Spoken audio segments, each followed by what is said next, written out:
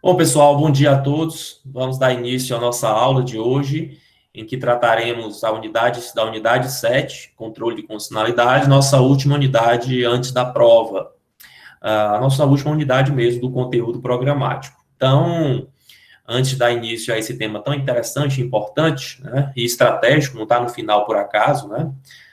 Tudo que a gente aprendeu até aqui, tudo que a gente viu de importante, de valoroso dentro do Estado constitucional, precisa ser protegido, precisa ser controlada essa constitucionalidade, né? Então, nada mais interessante, depois de toda a teoria que a gente estudou, a gente estudar como é que se protege, né? Todos esses valores, esses princípios, esses direitos que estão presentes na Constituição Federal. Mas antes de falar, né, como eu disse, eu gosto de fechar a unidade, né? Então, a unidade que a gente trabalhou até aqui,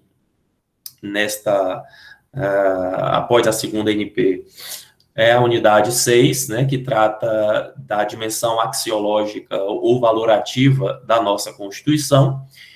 E assim, nós tratamos basicamente de três temas que compõem essa dimensão axiológica, né? Então, a dimensão valorativa axiológica da Constituição compreende preâmbulo, princípios fundamentais e direitos, deveres e garantias fundamentais, né? Então, nós vimos que existe uma parte da Constituição que trata desses valores mais importantes, né? Desses princípios, desses direitos diferentes, né? Diferenciados, que são os direitos fundamentais, o próprio preâmbulo. Então, existe uma parte mais voltada para valores, para a ética, para a moral, para a justiça, né? Para essa questão realmente axiológica, valorativa. E assim, a gente observa que essa Constituição, chamada de Constituição Cidadã, durante a Constituinte, né, por Ulisses Guimarães, que presidia aquela Assembleia, ela realmente começa, desde do preâmbulo até esses primeiros artigos da Constituição, a dar ênfase a esta questão realmente de densidade valorativa. Então, se a gente observar outras constituições brasileiras, por exemplo, né, essa parte mais, diria, deontológica ou axiológica, a própria parte envolvendo os direitos é encontrada mais ao final da Constituição. Então, até essa mudança geográfica, ela foi interessante, estratégica, né? Não que isso vai mexer na hierarquia, claro, né? Não importa ser o primeiro ou o último artigo de uma Constituição, tem o mesmo valor, já que nossa Constituição é formal. Mas é interessante já começar dando ênfase a isso, né? Quer dizer, já no artigo 5º, você tratar de direitos, quer dizer, dando a devida importância ao ser humano, e depois vai se falar, obviamente, dos poderes do Estado, da sua organização política, administrativa. Então, tudo isso tem um sentido e é importante a gente frisar. Então, essa dimensão axiológica da Constituição, ela compreende o preâmbulo, que é essa apresentação, esse prefácio, né, que nós já falamos tanto aqui, né? O preâmbulo tem essa carga valorativa muito grande, para muitos não é uma norma, né? É apenas uma introdução, mas é inegável a importância valorativa, axiológica que possui esse dispositivo, por assim dizer, né? Existem teses, né, teorias tentando compreender a natureza, a suposta natureza jurídica deste documento, né? Falamos aqui da tese da irrelevância jurídica, em que muitos autores, inclusive ministros do STF, decisões, já comentamos, inclusive, reconhecem que o preâmbulo não faria parte do direito, mas da política, né, da história para algum, da filosofia. A carga realmente política por trás do preâmbulo é muito forte, até na expressão que nós observamos lá, né, como se for uma justificativa, como se fosse uma consideração, né, ao povo, uma explicação, uma introdução, né, e a primeira palavra da nossa Constituição é nós, né, ou seja, denotando o caráter plural deste documento, ou seja, não foi um documento imposto, um documento outorgado por um grupo dominante ou por um ditador, não, foi um documento feito pelos representantes do povo, né, reunidos numa Assembleia Constituinte, como manda o figurino, ou seja, como a teoria do poder constituinte realmente, desde o Abad Sieyès, preconizava, ou seja, de ter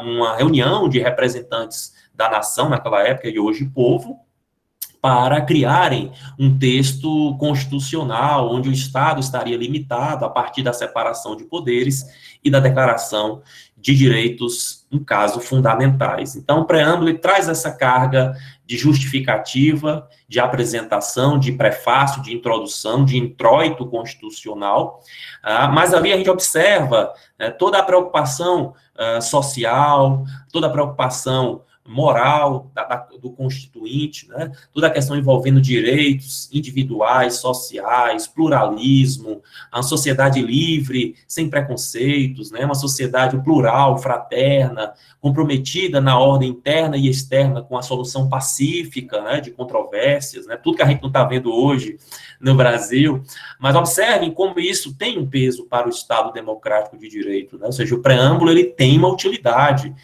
Ele não está ali por acaso. Então, a data máxima vênia, aqui a gente discorda desse entendimento de relevância jurídica. O fato de não ter força de norma não significa que seja irrelevante para o direito, porque direito não é só norma, né? Então, essa visão mais meramente positivista, que ainda é muito forte, né, no Brasil e no mundo, acaba por tirar do preâmbulo essa questão de ser uma norma. Realmente não é um artigo 0, não existe artigo antes do primeiro. E o primeiro vai começar com a República Federativa do Brasil, formada pela União Indissolúvel. Então, me parece que a tese intermediária, né, é a mais interessante, né, dessa eficácia relativa, ou seja, o preâmbulo ele tem uma utilidade, ele tem uma relevância, não como norma posta, positivada, mas como um comando que traz a essência da Constituição, que vai servir de pano de fundo para a interpretação, para a hermenêutica constitucional. Quando a gente fala interpretando à luz da Constituição, todo mundo já está entendendo que estamos falando desses valores que estão consignados no preâmbulo constitucional.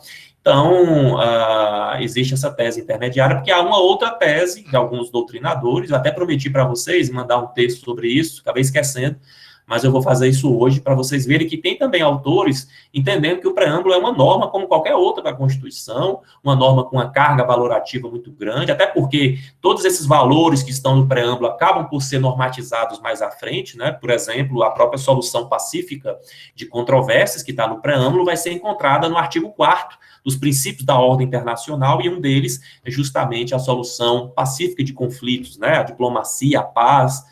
Então, de fato, esses valores, esses direitos que estão lá falados, esse pluralismo, né, que a gente vê, por exemplo, o pluralismo político, que é um dos fundamentos da nossa república, isso tudo está lá na parte realmente normativa da Constituição.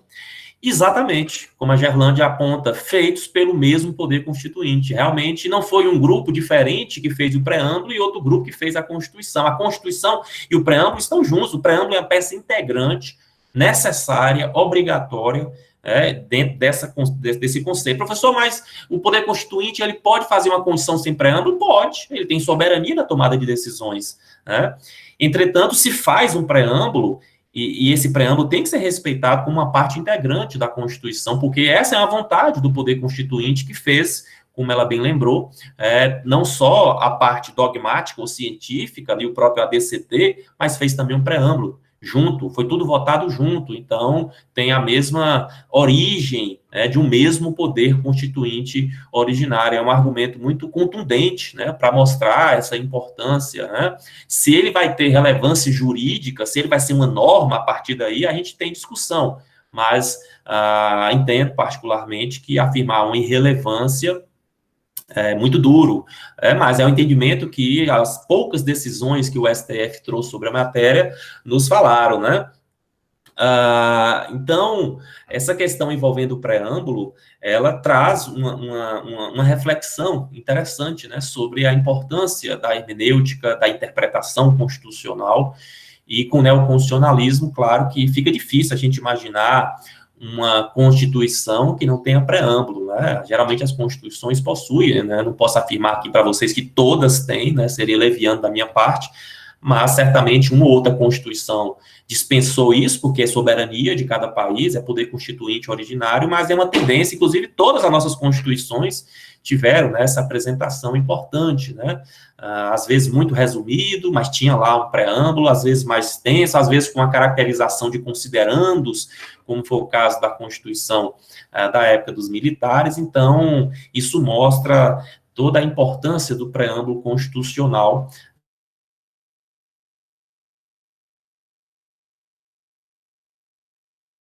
né, que na opinião do STF não serviria como referência para o controle. O que isso quer dizer e vai nos servir na nossa unidade 7, controle de constitucionalidade? O Supremo Tribunal Federal e boa parte da doutrina entendem que o preâmbulo não é uma norma da Constituição. Se o preâmbulo não é uma norma da Constituição, ele não pode ser contrariado ao ponto de se gerar uma inconstitucionalidade. Deixa eu explicar melhor.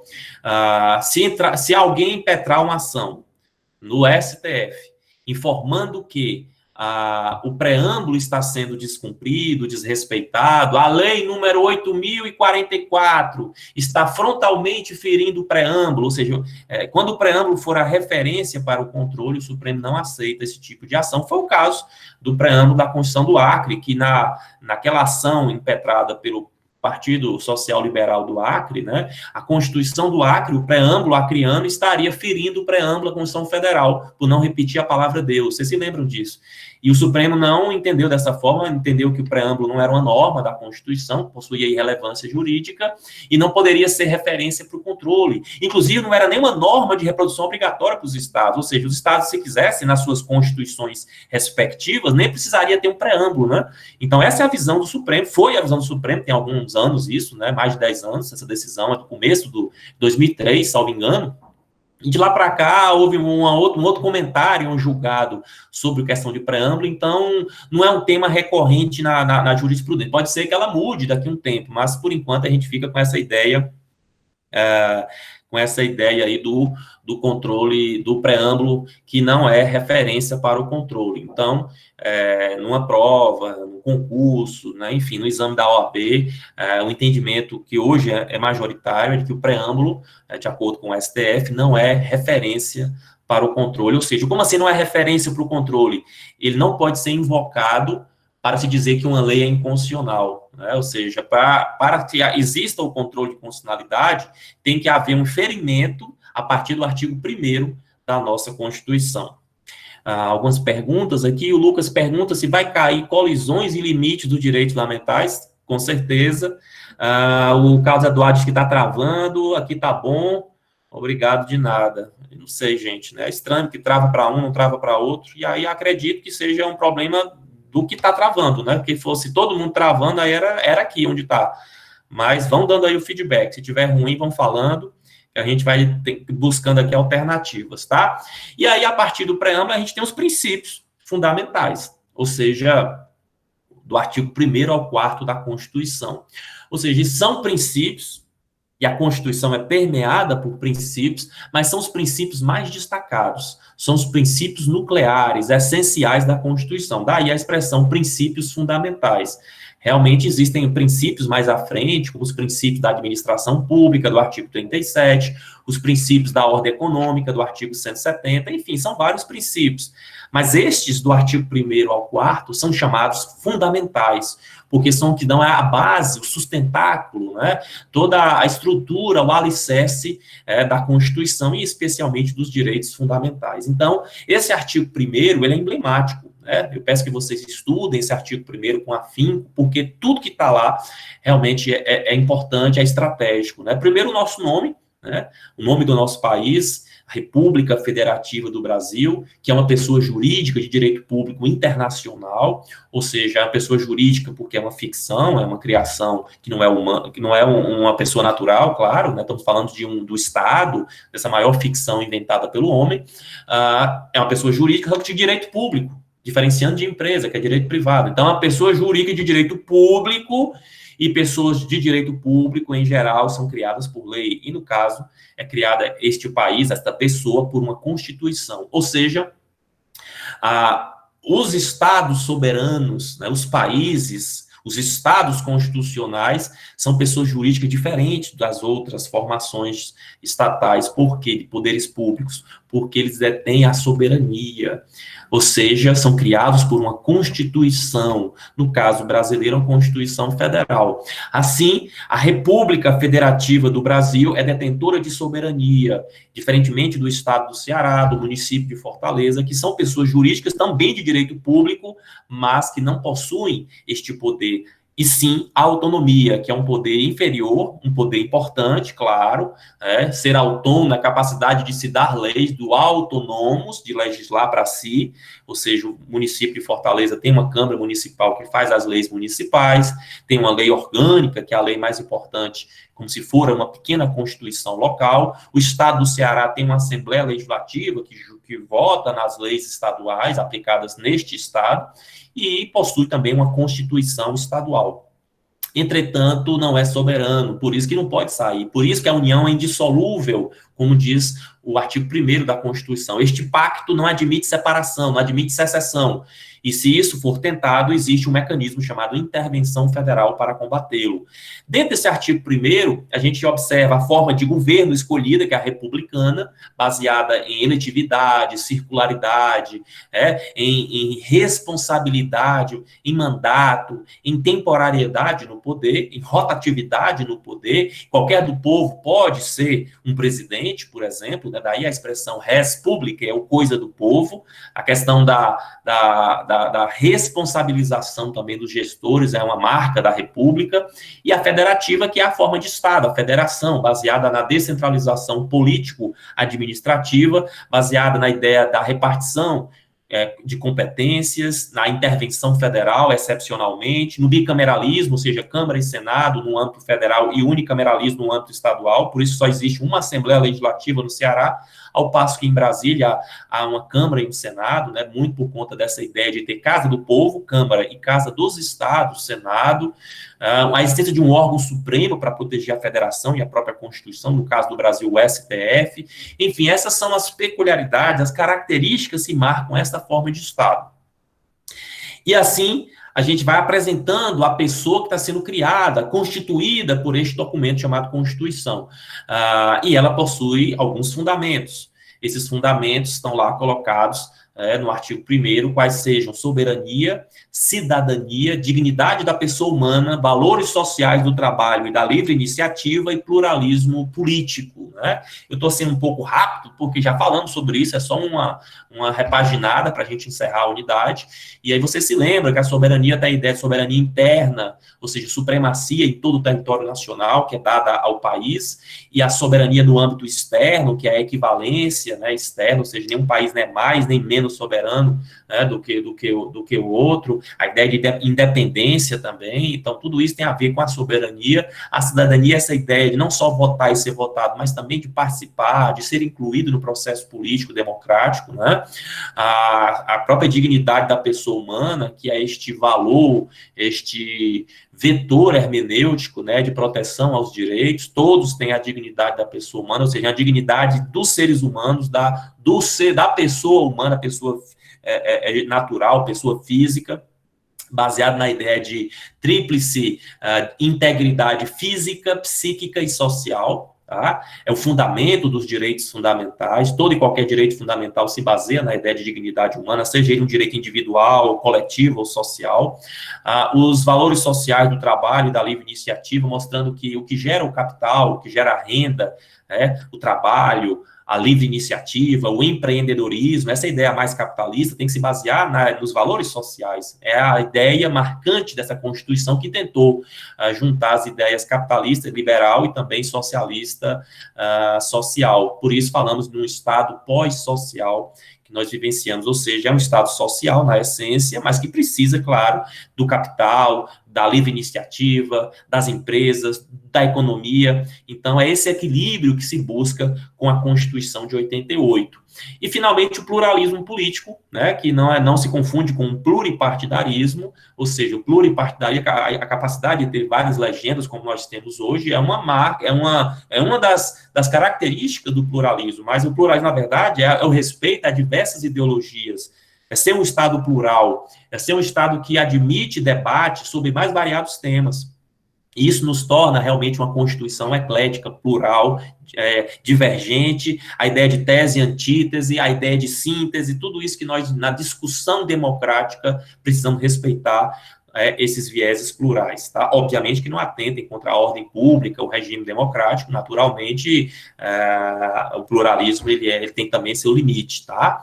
E aí eu pulei aquela questão da ideia deste artigo 1º, que é instituir um Estado democrático de direito. Esse é o grande objetivo da nossa Constituição de 88, é romper de vez com o antigo regime, o regime militar, e instituir um regime democrático.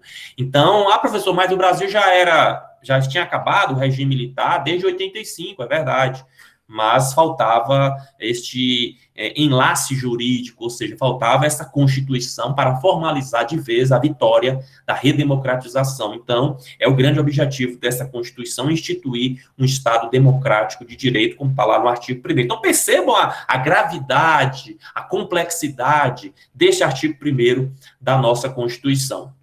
Na sequência, se fala em poderes da União, como nós já explicamos, né, é uma Constituição federal, então o aspecto federal da União, ele é mais levado em consideração. Então, se você abrir a Constituição do Estado do Ceará, está lá, são poderes do Estado do Ceará. Se você abrir a lei orgânica do município de Fortaleza, você vai encontrar, são poderes do município de Fortaleza, independentes e harmônicos.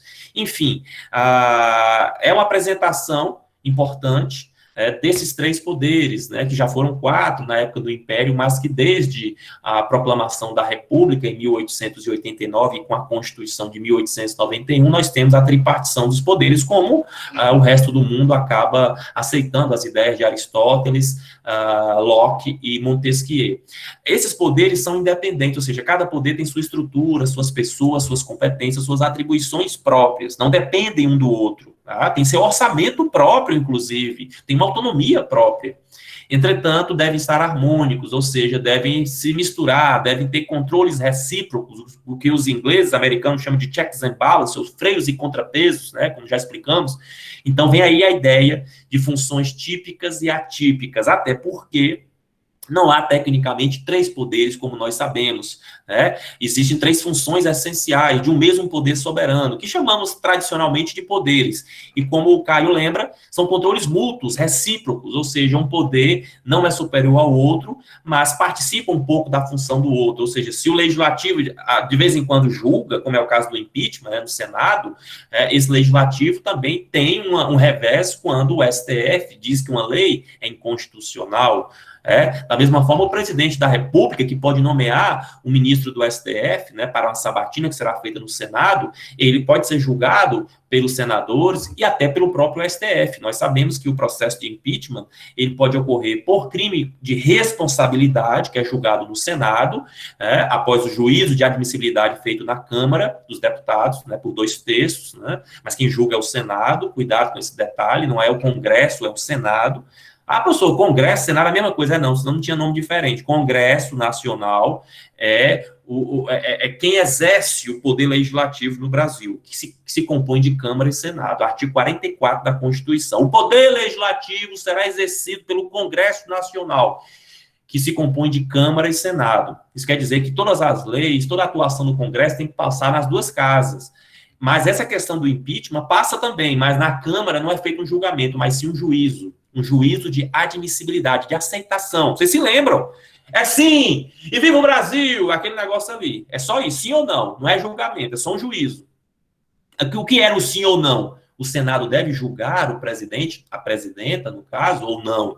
E aí quem julga é o Senado. Isso é o que determina o artigo 52, inciso 1º da nossa Constituição. Mas existe também a possibilidade do presidente cometer um crime comum, como homicídio, por exemplo, e assim este crime comum será julgado pelo Supremo Tribunal Federal. O que vai para o Senado são os crimes de responsabilidade, que vocês vão ver, são crimes de direito penal, especialmente, são crimes de uma ordem diferente, crimes que, por exemplo, eu nem vocês podemos cometer, crimes de grandes autoridades, envolvendo aí o patrimônio público, a questão da separação de poderes, a questão orçamentária, enfim. Então, esse é o artigo 2º da Constituição, e o artigo 3º vai tratar dos objetivos fundamentais. É um artigo importante, inédito, em que uma Constituição realmente se mostra dirigente, ou seja, ela está direcionando o Estado.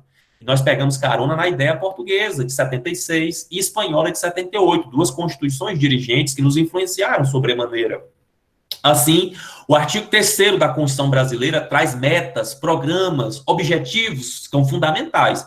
Isso quer dizer que, apesar deles não serem exigidos de imediato, porque são objetivos, são metas, e meta, objetivo, programa não se exige de pronto, de imediato, por isso que não são normas de eficácia plena, porque dependem, sempre que uma norma depender de uma lei ou de uma atuação administrativa, enfim, do poder público, é uma norma de eficácia limitada. Então, esses objetivos, vocês já sabem, do artigo 3º da Constituição, são normas de eficácia limitada, de princípio programático, ou seja, dependem, necessitam de um programa, por exemplo, reduzir a miséria, as desigualdades, precisa de uma atuação do Estado, do poder público, criando um Bolsa Família, criando um fundo de combate à pobreza, criando condições para que empresas se instalem no semiárido nordestino, como a isenção fiscal, ou seja, precisa de atuação do poder público. Então, esse artigo 3º, apesar de não ser norma de eficácia plena, e sim limitada, mas sabemos, tem eficácia. Eficácia limitada não é eficácia nula. A eficácia limitada significa que depende de complementação, mas é uma norma constitucional que tem que ser respeitada. Ou seja, não se admite uma lei que fale diferente, que está no artigo 3º, tem essa eficácia paralisante, e determina que o poder público crie condições para aquilo. Ou seja, ele não pode ser omisso a essas prescrições. Então, erradicar a pobreza, reduzir desigualdades sociais, garantir o desenvolvimento nacional, construir uma sociedade justa, livre, esses objetivos precisam ser respeitados, são normas constitucionais, não são facultativos, não são recomendações, guardem essa informação. Tudo que está na Constituição é obrigatório, não tem nada lá de graça, nada que é recomendação, nada que é só um aviso, não, tudo que está lá tem que ser cumprido pelo poder público e pela sociedade em geral, ou seja, são normas obrigatórias. Tem a eficácia diferente uma da outra, não interessa, tem que ser cumprida.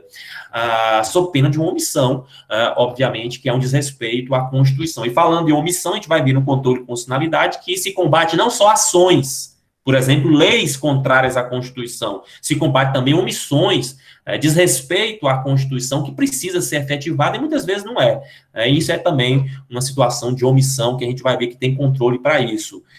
Esse caráter dirigente é fruto do constitucionalismo social, sim, especialmente após essas ditaduras, que experimentaram Espanha e Portugal, O constitucionalismo social já é até mais antigo, com o México e a Alemanha de Weimar, mas amadurece, obviamente, com o neoconstitucionalismo e vai chegar no Brasil já pronto para ser colocado com valores sociais, com proteção à microempresa, que a gente vai ver lá no artigo 170, a questão do meio ambiente, a questão do consumidor, a questão da proteção aos valores sociais do trabalho e livre iniciativa, direitos sociais, há uma ordem social que nós temos na Constituição, penúltima ordem, que está lá no título 8 da nossa Constituição Federal. Então, é uma marca indelével aí deste momento de constitucionalismo social, inegavelmente.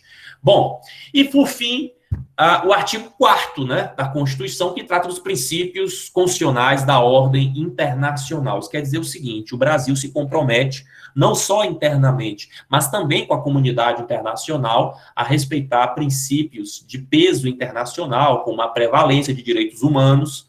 Percebam aí que não se fala em direitos fundamentais, agora se fala de direitos humanos, porque é a perspectiva internacional.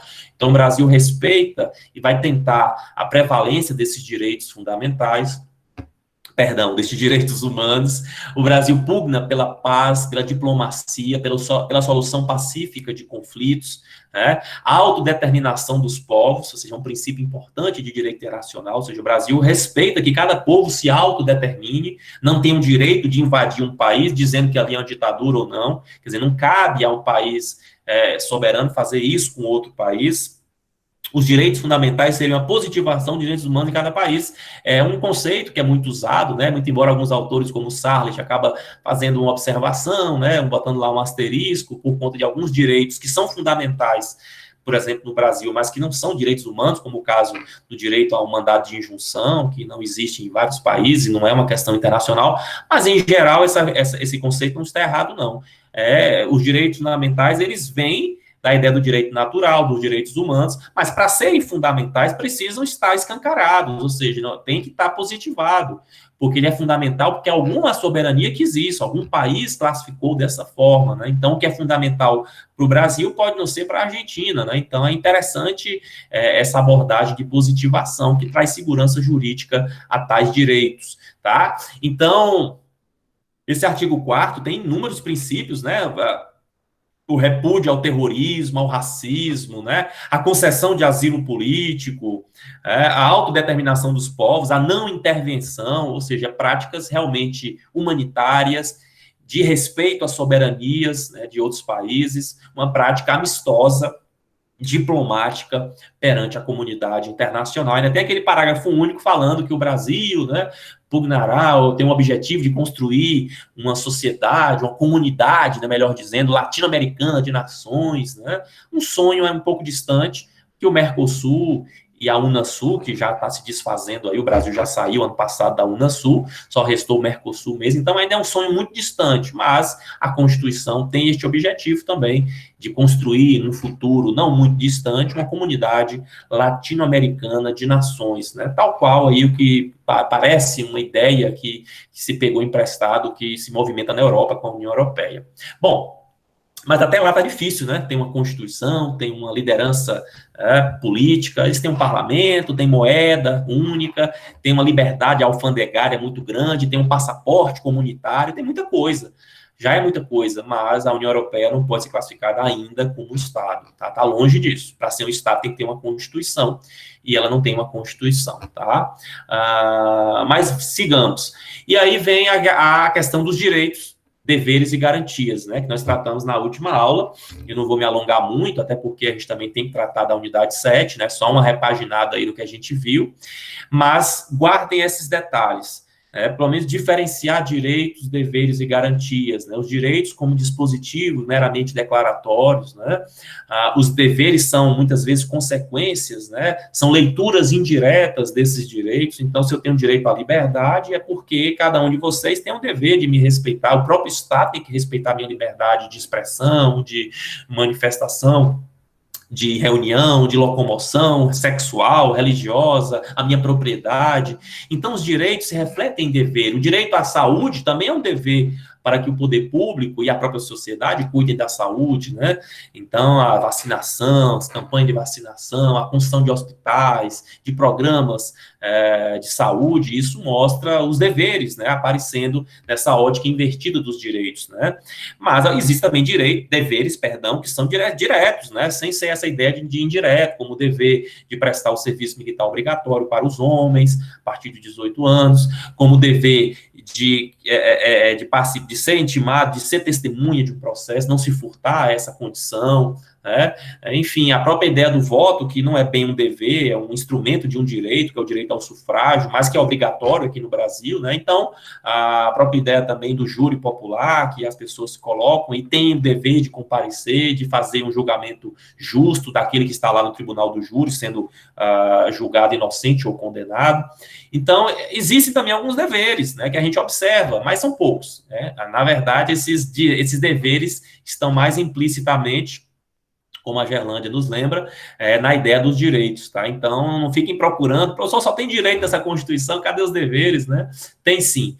Mas a gente tem que entender que o contexto dessa Constituinte foi um contexto de direitos fundamentais, ou seja, nós estávamos num regime que muitos direitos estavam suspensos ou reduzidos, né? Especialmente liberdade, vida, então a intimidade, né, a honra, muita coisa estava sendo atacada naquela época, então foi natural que, como resposta, como ruptura, se trouxesse uma perspectiva mais voltada, claro, para os direitos fundamentais, em especial os direitos individuais. Talvez agora a gente compreenda melhor por que o Constituinte colocou como cláusula pétrea direitos e garantias individuais, porque, de fato, era uma Constituição cidadã. E cidadania individual, ou seja, são direitos civis e políticos, direitos do homem e do cidadão, como diziam os franceses. Então, esse foi um foco, muito embora os direitos sociais sejam também muito respeitados na Constituição, apresentados no artigo 6º, como saúde, educação, trabalho, moradia, lazer, mas que tem lá no final da Constituição uma ordem social, né, que vai tratar de seguridade, né, envolvendo previdência, assistência, saúde, vai falar de ciência e tecnologia, de desporto, vai falar de família, de criança, idoso, adolescente, índios, comunicação social. São muitos os temas de envergadura social presentes na nossa Constituição. Até no começo aí nós falamos, né, valores sociais, né, um dos fundamentos da nossa República, valores sociais do trabalho e da livre iniciativa.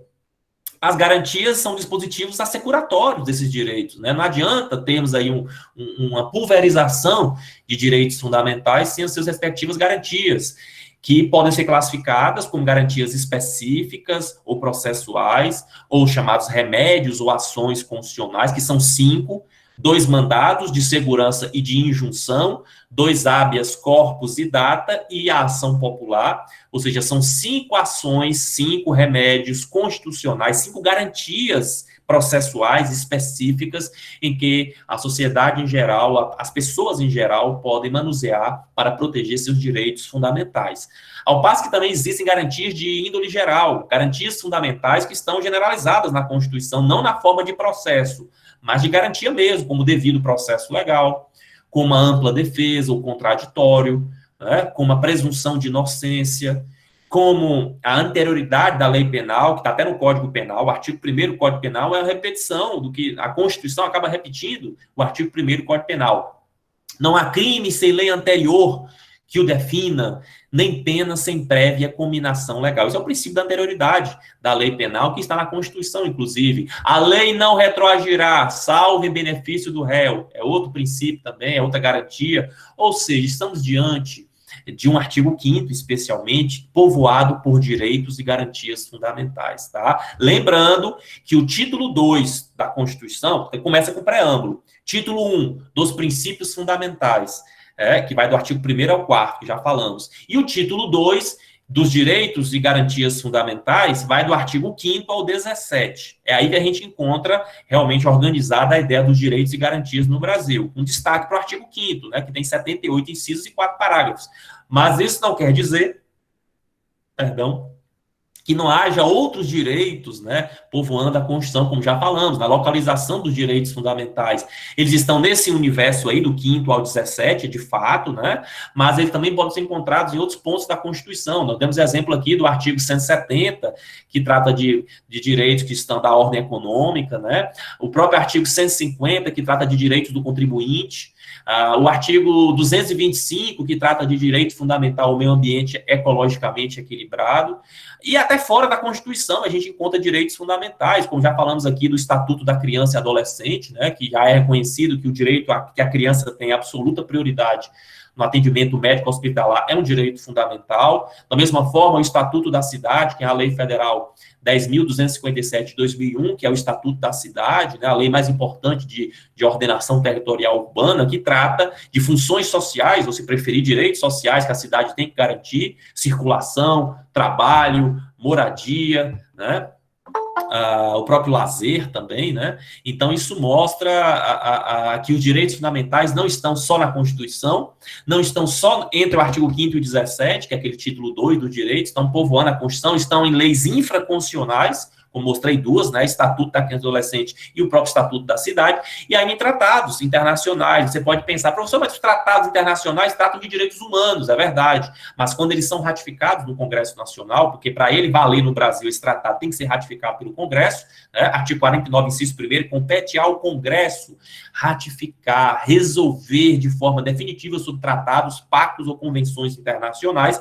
Então, quando isso acontece, é uma votação que é feita dentro do Congresso Nacional, quando isso acontece, aqueles direitos que estão lá no tratado serão reconhecidos como direitos fundamentais no Brasil, muito embora tenham nascido como direito, um tratado de direitos humanos. Então, percebo que essa colocação, essa localização dos direitos, ela é bem complexa, tá? Dei um destaque para o artigo 5º, os 4 parágrafos do artigo 5º, que diz assim, no artigo 1º, que as normas definidoras de direitos e garantias, elas possuem uma aplicabilidade imediata, ou seja, elas têm que ser cumpridas, as normas que definem direitos e garantias, né, elas podem ter eficácia plena ou contida, limitada não, ou seja, elas têm aplicabilidade imediata, já começa a valer, é o que a gente depreende do artigo 5º, por exemplo, a ideia do artigo 5º, parágrafo 2º, de que os direitos consignados nessa Constituição não excluem outros decorrentes de tratados, por exemplo, de pactos, tá aí a explicação que nós acabamos de falar, e aí olhem o parágrafo 3º do artigo 5º, que é aquela possibilidade de um tratado de direitos humanos ser equivalente a uma Constituição, ser equivalente a uma emenda, e necessariamente, se é equivalente à emenda, vai ser equivalente à Constituição. Então, é possível que um tratado de direitos humanos, somente este tipo de tratado, tenha o mesmo status, a mesma hierarquia de uma Constituição. Para que isso aconteça, tem que ser tratado de direitos humanos, aspecto material, de conteúdo, mas também um aspecto formal. Ou seja, que nessa hora da ratificação, que eu disse que o Congresso faz, sejam os mesmos procedimentos que se faria para um projeto de emenda. Quais são os procedimentos? Duas votações na Câmara, 2 no Senado, 3/5 dos votos em cada votação. Ou seja, acontecendo isso, esse tratado terá um peso de Constituição, será equivalente a uma emenda, que já sabemos que é o mesmo que falar ser equivalente à Constituição, e temos 2 tratados com essa natureza, que é o de Nova York e o de Marrakech, envolvendo direitos de deficientes, especialmente deficiência audiovisual.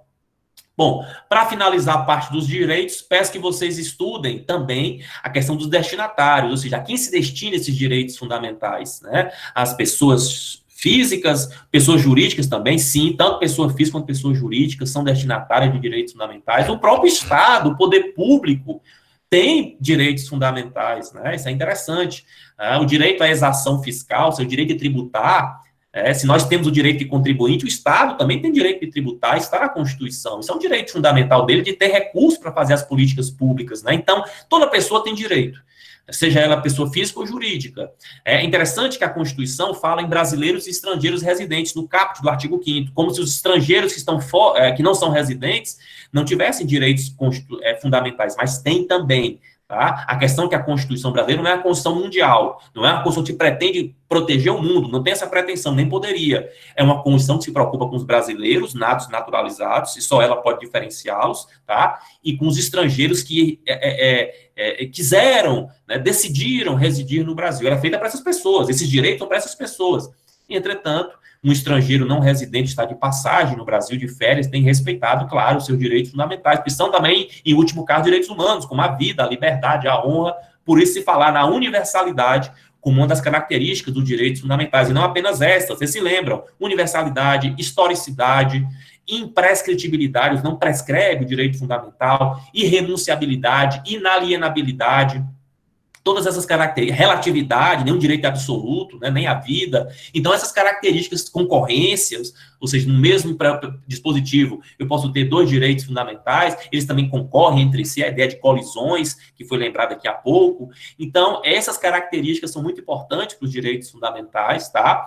E não se esqueçam também das gerações e dimensões, né? Ou seja, é aquilo que já falamos lá quando a gente estudou o Estado Constitucional, dos direitos de primeira geração, envolvendo a ideia do Estado liberal, o direito à vida, à liberdade, à propriedade privada, à honra, à intimidade. Vimos também, na segunda geração ou dimensão do Estado social, a ideia dos direitos sociais, como saúde, educação, trabalho, moradia. A segunda geração, não só direitos sociais, mas direitos culturais, econômicos, ou seja, direitos que pedem uma postura positiva, intervencionista do Estado que outrora era liberal e negativa, absenteísta, e vem a terceira geração, que tenta dar a ideia de fraternidade, não só de liberdade e de igualdade dos 2 anteriores estados, ou seja, a ideia de proteger minorias, a ideia de direitos coletivos, direitos difusos, como direito ao meio ambiente, ao consumidor, direito de grupos, de segmentos profissionais, de associações, sindicatos, direito de greve, ou seja, vem uma preocupação baseado na ideia de fraternidade. E aí tem muitos autores falando em 4ª geração, em 5ª, 6ª geração, tem para todos os gostos, né? A teoria clássica fala de 3 gerações ou dimensões, até a diferença de geração para dimensão, muitos preferem a expressão dimensão, porque os direitos estariam sendo redimensionados, como é o caso da propriedade privada, que nasce com caráter liberal, individualista, direito de usar, gozar, dispor e até abusar de ser proprietário. Depois vem a perspectiva da propriedade cumprindo uma função social, e depois a perspectiva, o redimensionamento da propriedade cumprindo uma função ambiental de sustentabilidade. Então, os autores falam que na quarta geração já teria o princípio da solidariedade, né? O direito à democracia, ao pluralismo, à informação, direito de se envolver na questão tecnológica, de biotecnologia, biodireito, né? Bioética, como direito à transfusão sanguínea, como direito ao genoma humano, o direito à alimentação transgênica, enfim, todos esses direitos envolvendo a pesquisa com células-tronco embrionárias, ao aborto de feto sem cérebro, anencéfalo, ou seja, todas essas preocupações mais tecnológicas envolvendo a biomedicina e o próprio biodireito. E aí o professor Paulo Bonavides fala na questão da paz como direito, paz dos povos, a paz mundial, lembrando que a paz já aparecia lá no artigo, na terceira geração, mas ali uma paz mais social, né, a paz mais de equilíbrio entre os atores do processo social de um país, mas a paz lembrada por Paulo Bonavides na quinta geração é a paz dos povos, a paz mundial, como um direito que iria ser necessário para proteger todos os outros, ou seja, sem uma paz mundial, sem uma paz dos povos, com uma terceira guerra mundial, tudo, vida, liberdade, saúde, educação, tudo poderia se perder. Então, o professor Paulo encerra aí a questão das gerações de dimensões, mas como eu disse, tem autores falando em outros direitos, né? Direitos envolvendo ocupação do espaço, direitos cibernéticos, direito envolvendo a felicidade também, o direito à felicidade que alguns autores vêm trazendo também, enfim, tem gerações aí, dimensões para todos os gostos, tá? Então, em resumo, isso é o de mais importante, né? Consegui falar aí em menos de uma hora, né? Toda a unidade 6. Desculpem se fui rápido, né? Mas era só realmente só repassando que a gente já tratou em aulas passadas. Agora vamos começar a unidade 7, controle de constitucionalidade. Eu queria saber se vocês estão me ouvindo bem, se tá bom aí o áudio, a imagem. Tá tudo certo, gente? Suponho que sim, né? Vocês estão aí? Estão me ouvindo? Ai, meu Jesus, não tem mais ninguém online? É porque não desceu aqui, eu já acho. Não tinha descido, não, gente. Eu aqui falando, não estava nem lendo aqui que vocês tinham escrito, porque não tinha descido o negócio aqui. Sim, está bom, ótimo, sim, obrigado, gente. Eu não tinha visto, não. Eu vi que perguntaram umas coisas aqui antes, deixa eu voltar. Foi mal, é porque o negócio aqui não estava descendo, não. Eu acho que o limite seria que essa liberdade de expressão não interfira na liberdade do outro. Perfeito, Lucas, é isso aí. Lei 10.257, leis ambientais para ocupação também. Lazer, exato, no artigo 6º. Positividade, acionabilidade são outras características importantes, né, que nós tratamos, né, na aula passada. Diferença da paz social para a paz dos povos também, isso, que diferencia a terceira geração para a quinta, né, em relação à paz. Perfeito, pessoal, é isso aí mesmo. O Lucas Oliveira tinha perguntado, né? Eu vi só a resposta do Lucas Gomes. Qual seria o limite dessa liberdade de expressão? Eu saber, por exemplo, o sentido da manifestação de uma favor de ditadura como exemplo. Pois é, o pessoal tem entendido, né, que liberdade de expressão é você falar o que você quiser, né? Que não pode ter censura e tal. Na verdade, a Constituição proíbe realmente a censura, mas em nenhum momento garante a liberdade plena, absoluta, para você falar o que quiser, até porque existem crimes de opinião, por exemplo, né, como a calúnia, a difamação, a injúria. Isso significa que não há uma liberdade restrita para crimes que atingem a honra, exato, são crimes tipificados no Código Penal, inclusive, né? E a própria Constituição defende a ordem democrática, os bons costumes, enfim, toda a questão, todas as conquistas que nós tivemos. Então, eu não posso pegar um microfone, não posso pegar uma caneta, não posso pegar um Twitter e falar o que eu pensar. Falar você até pode, mas você vai ser processado, né? Você vai ser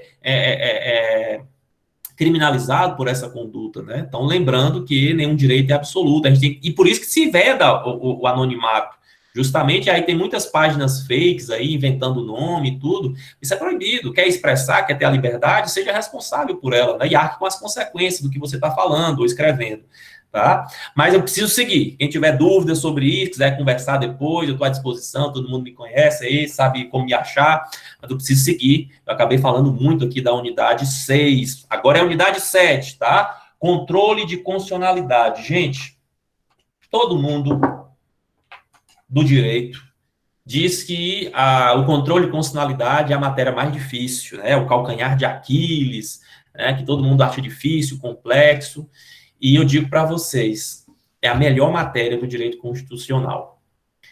Não só por ser a mais importante, a mais comentada, a que mais cai nas provas de concurso, de OAB, é essa aqui. Por quê?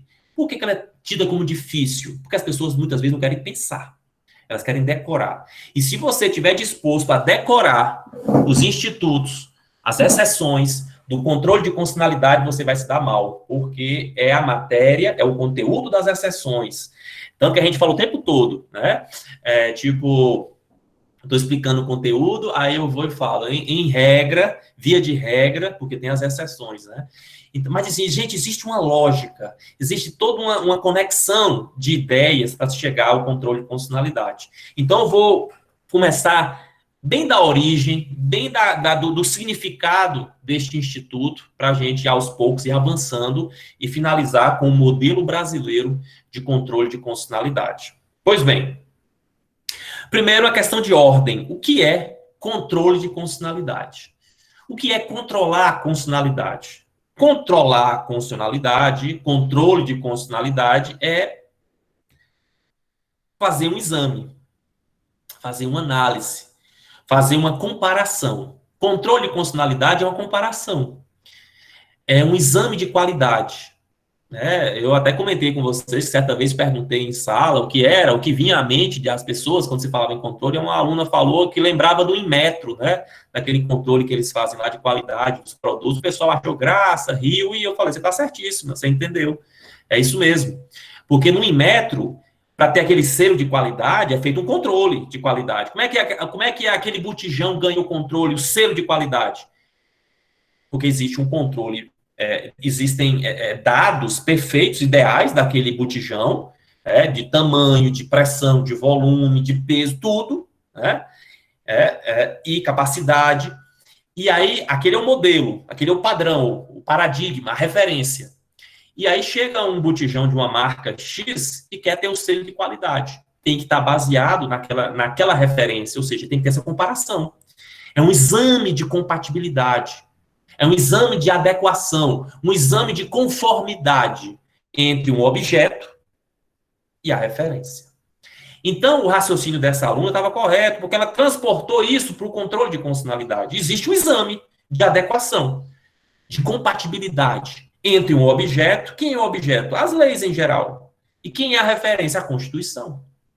Claro que eu estou sendo aqui bem cru, né? Claro que tem alguns detalhes que a gente tem que falar de objeto e referência, mas para vocês entenderem, a essência é essa.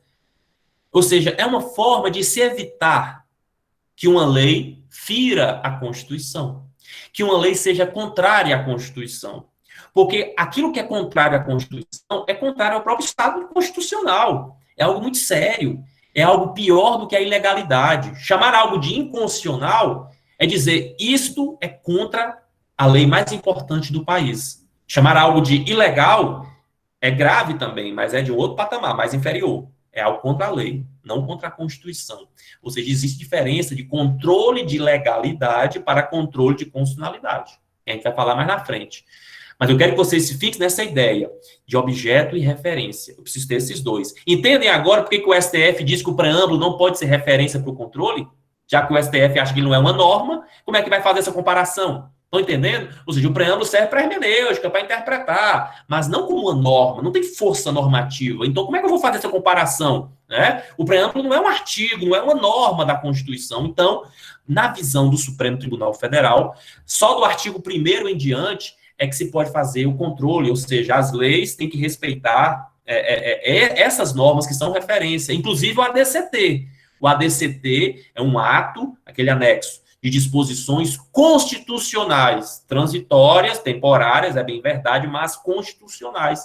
E também servem como referência para o controle. Claro que tem normas lá no ADCT que já expiraram. Naturalmente, essas normas de eficácia exaurida e aplicabilidade esgotada, essas não podem servir de referência, elas não têm mais, elas não funcionam mais, já expiraram. Mas o que está no ADCT que ainda não expirou, pode ser sim referência para o controle.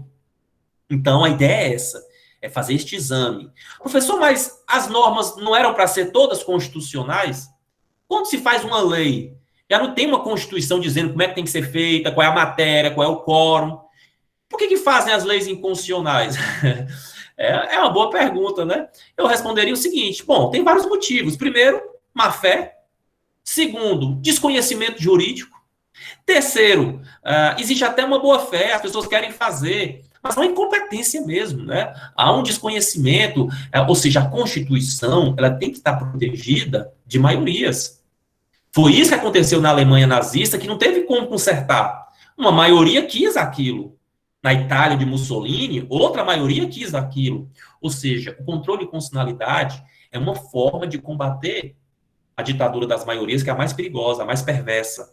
Assim, mesmo que 100% do parlamento vote numa lei dizendo que ela é constitucional, se ela ferir princípios, por exemplo, como dignidade da pessoa humana, ela deve ser declarada inconstitucional. No caso do Brasil, pelo Poder Judiciário em regra. Tá? Lembrando que, dependendo do país, você tem órgãos apartados do Judiciário, como é o caso da Europa, que prefere ter um tribunal constitucional, uma corte ou um conselho fazendo esse trabalho. Estados Unidos tem uma Suprema Corte, que também é do Judiciário, como no Brasil. Então, olha a importância deste instrumento. O controle de constitucionalidade é a proteção da Constituição na prática, ou seja, é a jurisdição constitucional. Você sabe que existe uma jurisdição penal, uma jurisdição civil, existe uma jurisdição da Constituição. Existe um conjunto de processos, de julgamentos envolvendo a Constituição. Assim, o controle de constitucionalidade é a expressão maior da jurisdição constitucional. É onde a gente faz esse exame para ver se essa lei, mesmo aprovada pela maioria do parlamento, sancionada por um presidente da República, promulgada e publicada por ele, mesmo assim, essa lei pode ser combatida. Ou seja, o judiciário é o último refúgio da democracia, no caso brasileiro. Assim, olha que interessante, nós temos dois poderes que criam uma lei, em regra, no Brasil, ou seja, o parlamento vota e o presidente executivo sanciona, enfim, se ele vetar, o veto dele pode ser derrubado, enfim, promulga, publica, e fica um terceiro poder na retaguarda, esperando para ver. Isso é democracia, ou seja, os três poderes atuando, cada um na sua. Na Europa, não que se preferiu dar tamanho poder ao judiciário, dizer que uma lei é inconstitucional. Preferiu-se criar um tribunal à parte, né? É até compreensível isso. É uma ideia de Hans Kelsen, em 1929, em Viena, na Áustria, onde se criou o primeiro tribunal constitucional do mundo. Mas os americanos, assim como os brasileiros, entendem que a Constituição é a lei mais importante e determinou que o guardião final seja o Supremo Tribunal Federal, a Suprema Corte, o seguinte, a palavra final seja um órgão não político, mas um órgão jurídico, técnico. É interessante que nós votamos em dois poderes, mas o poder que dá a palavra final é um poder que não é votado, né? Muito embora os ministros do STF, assim como da Suprema Corte dos Estados Unidos, são escolhidos, né, por um presidente que escolhe o nome e é sabatinado no Senado por representantes populares. Então, existe uma legitimidade indireta, pelo menos, né? Quem está lá no STF, por exemplo, não foi votado pelo povo, mas foi escolhido por representantes populares. Então, tem essa legitimidade indireta aí. Muito embora é interessante observar que um poder que a gente não vota é quem dá a palavra final, mas foi o que a Constituição escolheu, talvez por ser um poder longe da política, um poder que não tem mandato, que não tem partido, um poder, e nem pode, artigo 95 da Constituição proíbe essa participação político-partidária, atividade político-partidária por parte de juiz, nem filiação partidária um juiz pode ter, justamente para dar essa isenção, essa imparcialidade, e a ideia de ter o caráter técnico, né? Ou seja, para estar no judiciário tem que ser um jurista, ou seja, você não tem como estar no judiciário, se você é um ex-BBB, um ex-jogador de futebol, você pode até virar presidente ou deputado, mas juiz você não vira, né? Ministro do STF você não consegue. Então, isso mostra que houve um cuidado constituinte com este poder. Talvez por isso esse poder acabou extravasando, né, como vem extravasando há algum tempo aqui no Brasil, né, também muito por conta da inércia dos outros poderes, da crise ética desses outros poderes, aí o judiciário acabou tomando a dianteira, não estou aqui justificando, muito pelo contrário, só mostrando, ponderando, que o judiciário acabou tendo essa judicialização da política, né, ou seja, temas que são políticos, nem por isso sendo judicializados, sendo decididos na justiça, e isso é uma prova de que o judiciário vem tomando a frente do processo. Se isso é bom ou ruim, a gente vai saber em alguns anos, né? Mas é histórico, não só no Brasil. Três poderes nunca estão iguaizinhos no poder. Sempre tem um poder na dianteira.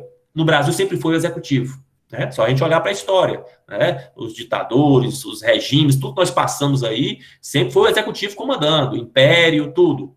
Mas quando chega a nova república, aí vem o momento do parlamento, um parlamento que conseguiu aprovar uma Constituição nova, um parlamento que destronou um presidente eleito, né, no caso do Fernando Collor, que sofreu impeachment pelo parlamento, pelo Senado, né? Então, um parlamento com muita força, mas que acaba sucumbindo à corrupção, né? Todos aqueles mensalões, compra da reeleição, tudo que a gente sabe que aconteceu nos anos 90 e 2000, e aí o terceiro poder resolveu tomar a dianteira do processo político, que no caso é o judiciário representado aí pelo Supremo Tribunal Federal, tanto que o presidente só governa com a coalizão, pois chegamos neste ponto que o presidente necessita de fazer acordos aí com os mais escusos possíveis, se não roda, se não dança, né? Por isso que não adianta, se eu estiver lá em Brasília, você aí está me ouvindo, estiver lá em Brasília, o negócio é complicado.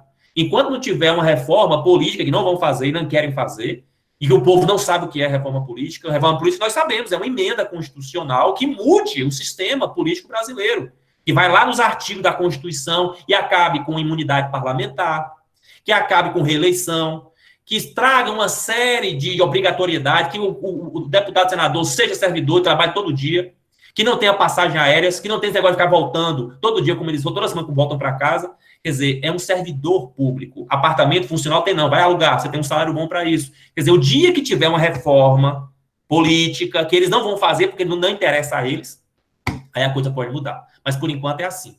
Né? Infelizmente, eu estou falando aqui uma coisa muito dura, mas que é a verdade. Se eu estiver lá em Brasília, eu vou tentar fazer a melhor forma, honestidade e tal, mas vai chegar um momento que vão querer minha cabeça. E aí? Como é que eu faço? Se o sistema é este, é um negócio complicado. Então vamos seguir, que não vou me empolgar aqui, vou fugir um pouquinho do nosso raciocínio. Vamos voltar para o controle e constitucionalidade. Então, esse é o controle e constitucionalidade. Cada país tem seu tipo de controle específico. Existem dois modelos, dois sistemas mundialmente conhecidos, que é o americano e o austríaco ou europeu, da Europa continental. O modelo americano foi o primeiro. Gente, o modelo americano, colocando aqui no Moodle, é o caso, começou em 1803, num julgamento histórico, entre Marbury e Madison. Você sabe que nos Estados Unidos é muito comum, né, muito por conta da liberdade, que é muito ampla lá, de que os processos não sejam por números. Aqui no Brasil a gente não tem muito isso, né? A gente vê processo por número, né? Mas lá você tem muito isso, né? Dos nomes das partes, né? Do autor e do réu, enfim.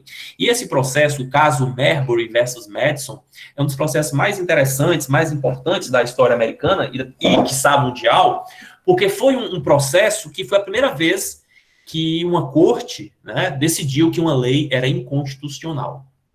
É um caso muito interessante, eu não vou, obviamente, comentar todo o caso aqui para vocês, mas eu vou tentar resumir. O caso foi o seguinte, vocês entenderem a importância e a estratégia que é esse controle de constitucionalidade. O caso foi o seguinte, em 1801, houve eleições nos Estados Unidos para presidente da República, e na época havia o Partido Republicano e o Partido Federalista, que se tornaria um Partido Democrata. O que acontece?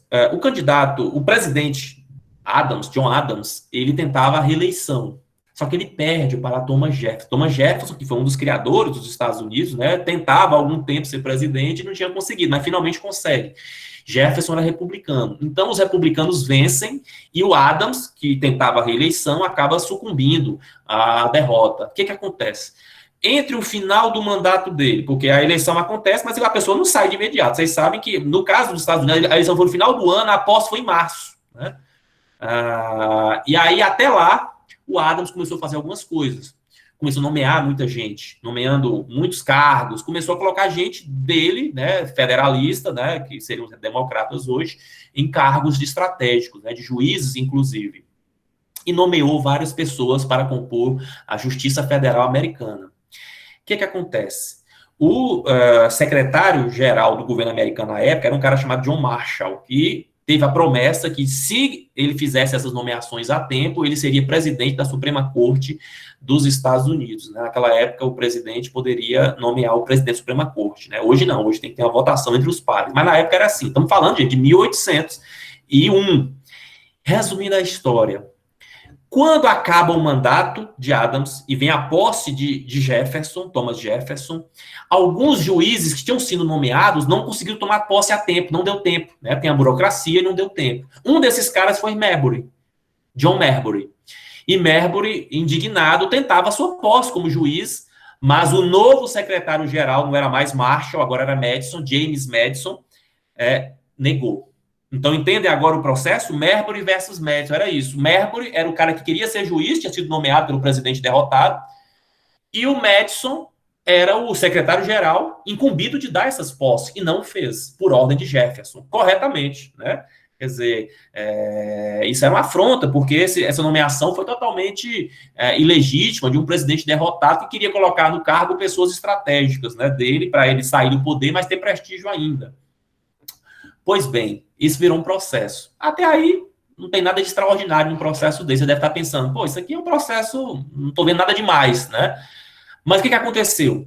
Esse caso chegou à Suprema Corte, foi impetrado na Suprema Corte dos Estados Unidos, diretamente.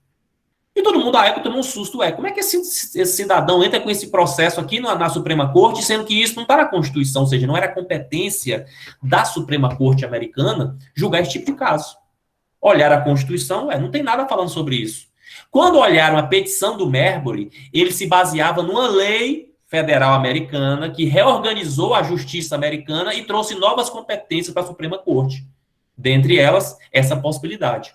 Estou entendendo a situação? Ele entrou com ação na Suprema Corte americana que não tinha essa possibilidade na Constituição, mas tinha uma lei. E agora? Essa lei estava falando uma coisa diferente da Constituição. Essa lei era contrária à Constituição. Mas ninguém nunca tinha feito o controle de constitucionalidade, nem se sabia se podia fazer isso, né? Se era o próprio parlamento que poderia revogar aquela lei e fazer outra. Enfim, gerou-se um impasse. O impasse foi resolvido em 1813, finalmente.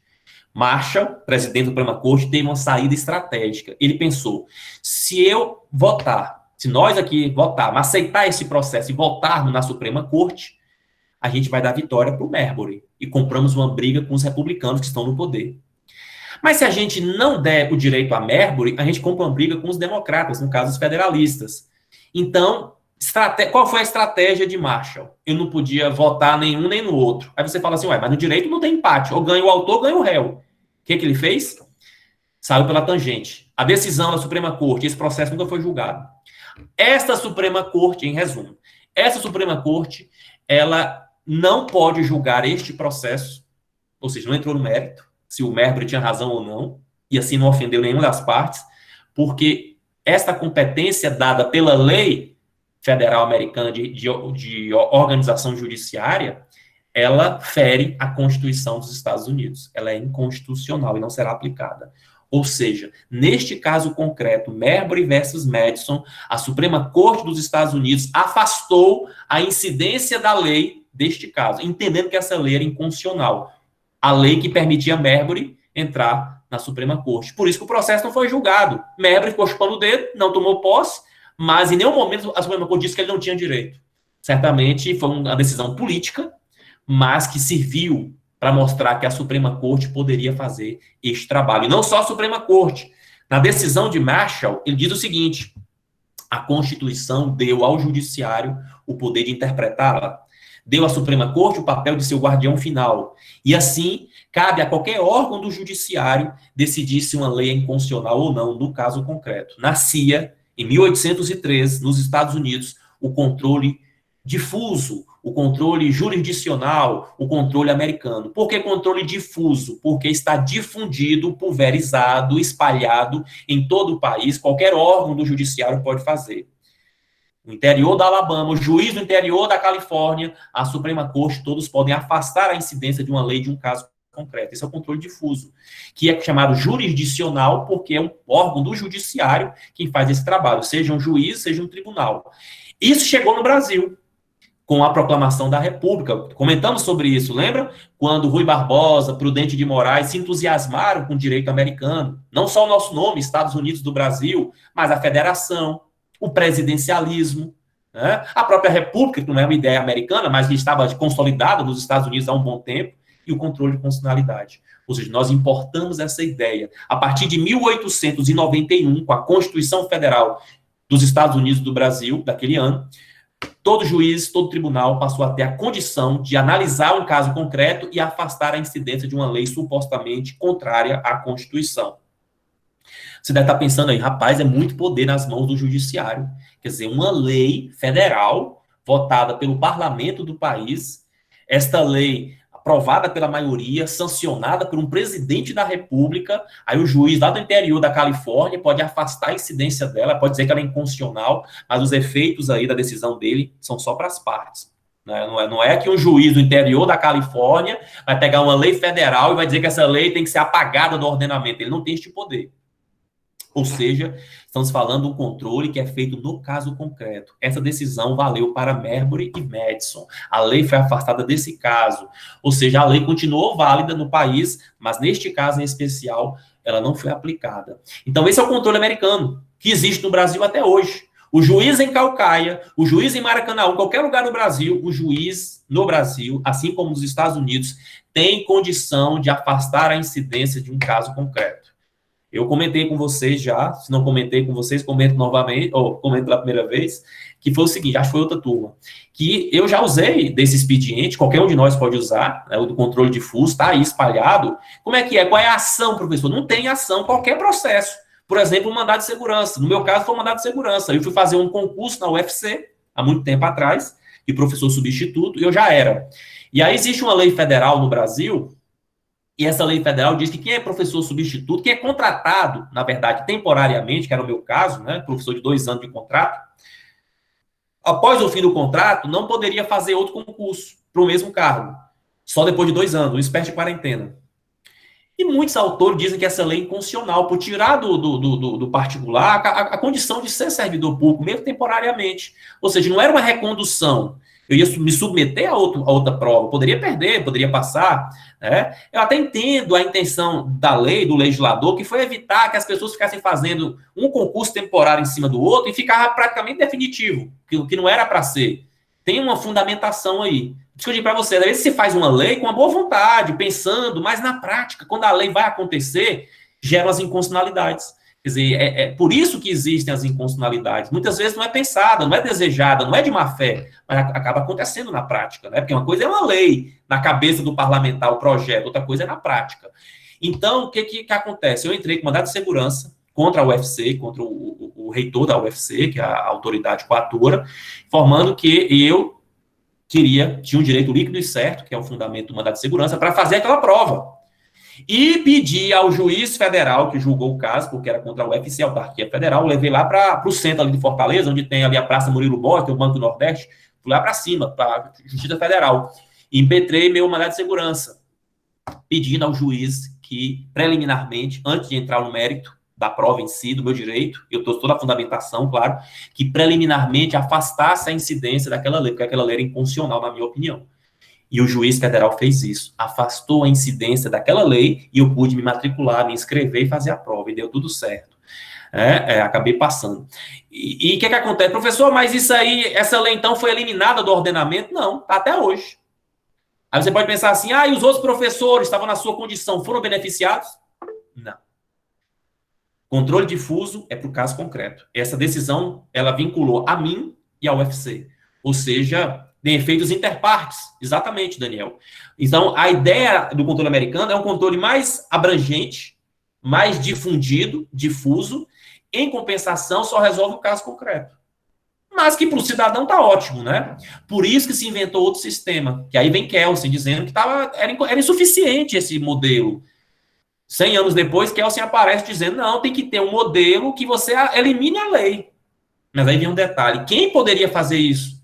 Se o parlamento é o representante do povo, cria uma lei, aí vem um poder e apaga a lei, diz que a lei é inconstitucional e ela é eliminada, é muito poder. O judiciário não pode fazer isso. E aí Kelsen teve que inventar o Tribunal Constitucional na Áustria, né, terra natal dele. Ou seja, o Tribunal Constitucional é um órgão que não é do judiciário, apesar do nome. Esse tribunal, chamado mais comumente Tribunal Constitucional, né? Alemanha, Áustria, Portugal, Grécia, Espanha, preferem esse nome. Mas se você for na França, o nome é Conselho Constitucional, na Itália é Corte Constitucional. Estes tribunais constitucionais, cortes e conselhos, eles não integram o judiciário, mas também não integram os outros poderes. É como se fosse um quarto poder, entre aspas, né? Um tribunal à parte, que tem este trabalho especificamente de analisar leis, um trabalho técnico, abstrato, de analisar a lei em tese, não os casos concretos. Então, Kelsen inventou um sistema chamado sistema político, controle político, né? Porque é feito por um órgão que não era o judiciário, um órgão político, porque esse tribunal, ele é escolhido pelo povo, é votado, às vezes por representante do povo, é uma eleição, e os caras têm mandato, inclusive, na Alemanha 10 anos, na Áustria 12, ou seja, esses ministros ficam lá por um tempo determinado, diferente do Brasil, que é vitalício, né, tem ministro no Brasil, Celso de Mello, está saindo agora, está desde 89, quer dizer, a maioria aqui não era nem nascida, eu tinha 9 anos de idade, quando Celso de Mello virou ministro do STF, com todo respeito, é um grande ministro, é o decano da casa, né, de grande capacidade intelectual, mas não vejo com muito bons olhos alguém ficar como ministro do STF desde 1989, data máxima vênia, tá?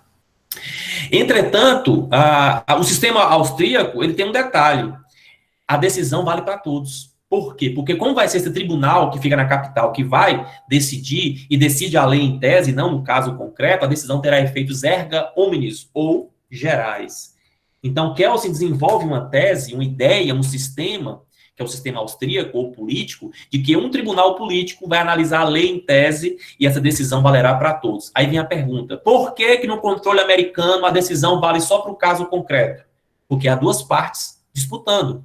Se tem Danilo e Daniel disputando um direito, e se fala em controle de constitucionalidade, não é justo que vocês, que não participaram do processo, sejam atingidos por esses efeitos. Então, o controle difuso, ele é realmente subjetivo, é pessoal, ele envolve um processo de duas pessoas, de duas partes. Ao passo no controle concentrado, que é o político, o abstrato, lá de Kelsen, da Europa, não há partes, não há autor nem réu. Existe um legitimado ativo, ou seja, uma autoridade escolhida pela Constituição que vai fazer uma ação direta, ação direta de inconstitucionalidade, em face de uma lei teoricamente contrária à Constituição. Você diz assim, mas em que caso? Não, é uma análise só da lei.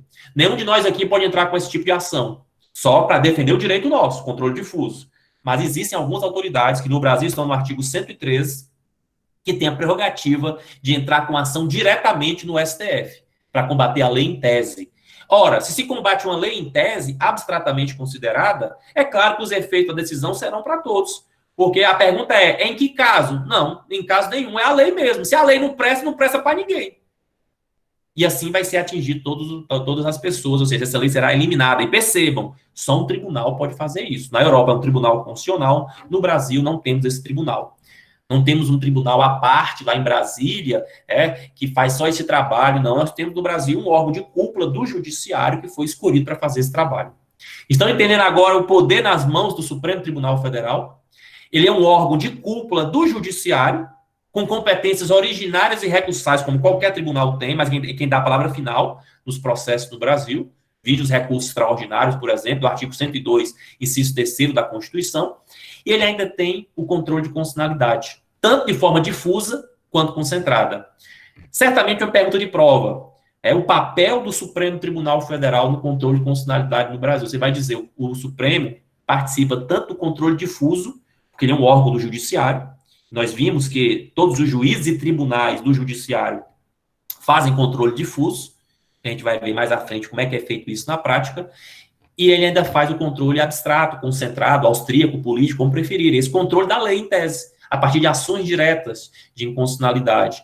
Então, o Supremo Tribunal Federal tem condições de dar uma decisão, e essa decisão dele ter eficácia vinculante para todos, erga omnes, que quer significar para todos, ou eficácia geral. Só o Supremo tem este poder no Brasil, que é um poder dado lá do Tribunal Constitucional Austríaco, que no Brasil se preferiu jogar para o tribunal, para o STF, não se criar um tribunal à parte, né? E as consequências, naturalmente, estão aí. Do tribunal mais poderoso, mais importante, é o que se chama em Brasília de supremocracia, né? Essas são as consequências de decisões muitas vezes impensadas, né? De economias bobas, vai ter que criar outro tribunal com outra composição, é gasto, é estrutura, mas talvez teria dado mais certo, no equilíbrio do jogo democrático, do jogo político, né? Não sei, pode ter dado tudo errado também, não tenho como adivinhar. Mas na época, em 87, 88, houve esse debate, mas se preferiu o quê? Que o STF fizesse isso. porque antigamente o papel do STF era diminuto. Para vocês terem ideia, o controle concentrado já existia. A emenda 16 de 65. Até a Amanda me perguntou uma vez sobre esta emenda. Ou foi a Cristal, ou foi a Amanda, o Dadu me perguntou sobre esta emenda. A emenda 16 de 65. Que foi a emenda que trouxe a possibilidade de uma ação direta no Brasil de constitucionalidade. Já existia antes de 88. Só que naquela época, nos anos 60 e 70, e começo dos anos 80, até a Constituição ser aprovada, promulgada, foi a Cristal, pois é, eu lembro. Esse controle que era feito no Brasil era feito por uma ação direta de inconstitucionalidade, ou representação de constitucionalidade, era impetrada por uma pessoa, que era o Procurador-Geral da República, então era muito tranquilo. Só que quando chega em 88, passamos a ter 5 ações de controle concentrado. 5, não mais uma. Na verdade, havia 2, né? Havia uma que mal era usada, que era a de interventiva, que era chamada representação interventiva, mas passamos a ter 5. E para piorar, entre aspas, ou melhorar, passamos a ter, em vez de um legitimado para entrar com esta ação, que era o Procurador-Geral da República, passamos a ter 9. O Brasil hoje tem 9 autoridades, pessoas, órgãos capacitados a entrar com ação direta de inconstitucionalidade. Estão no artigo 103 da Constituição. Presidente da República, mesa da Câmara, mesa do Senado Federal, governadores de Estado, Conselho Federal da OAB, partido político com representação no Congresso Nacional, a mesa de assembleias legislativas, quem mais? A Confederação Sindical, entidade de classe de âmbito nacional, e faltou alguém, pulei alguém aí. Bom, Procurador-Geral da República, claro, ele se mantém também. Então, são esses 9 legitimados que podem entrar. Então, vocês imaginam como a coisa aumentou o volume. De 1 legitimado passou para 9. De 2 ações, na prática, só uma passou para 5. Então, houve uma demanda, um incremento desse controle abstrato, concentrado, político, austríaco, né, que foi implementado no Brasil. E também tem o difuso, que continuou existindo, né, como já existia. Então, o Brasil tem os 2 sistemas. O nosso modelo é um modelo híbrido, um modelo misto, ou seja, o nosso sistema, ele é um sistema que tem tanto o controle americano quanto o controle austríaco. A diferença é que não temos um tribunal constitucional, como tem os europeus. Nós preferimos pegar essa competência desse tribunal e jogar para o STF. Assim, tecnicamente, o nosso modelo de controle, ele deve ser considerado jurisdicional, que é o americano, só que misto. O americano é o jurisdicional puro. Só o judiciário lá faz controle. Mas no Brasil é um jurisdicional misto. Por quê? Porque a prioridade é o judiciário fazer controle, seja um juiz singular, seja o STF, mas ainda tem a possibilidade do controle da lei em tese, da lei abstratamente considerada. E quem faz isso também é um órgão do judiciário, no caso o STF. Ou seja, entende por que o nosso modelo é jurisdicional? Porque quem faz controle, em regra, é o judiciário, seja difuso, seja concentrado, porque o STF é judiciário também. Então, é por isso que nosso modelo, não bote na prova, não bote em nenhum canto, modelo misto, sistema misto, nosso sistema é jurisdicional misto, porque há uma preferência pelo modelo americano. Nosso modelo seria misto se tivesse no Brasil um tribunal constitucional, como tem na Europa. Aí você poderia dizer o seguinte, no Brasil tem os 2. O Brasil tem um controle difuso, que é feito pelo judiciário, e tem um controle político, que é feito pelo Tribunal Constitucional. Aí eu aceitaria o controle ser misto, realmente, porque está meio a meio. Aqui não. Aqui há uma primazia do judiciário.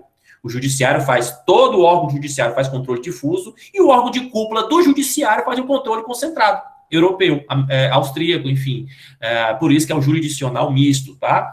Então, gente, esse controle de constitucionalidade, dentro daqueles elementos que nós estudamos das constituições, você se lembra dos elementos das constituições? Elementos orgânicos, limitativos, socioideológicos, elementos formais de aplicabilidade, tem lá elementos de estabilização constitucional, que foi uma ideia do José Afonso da Silva.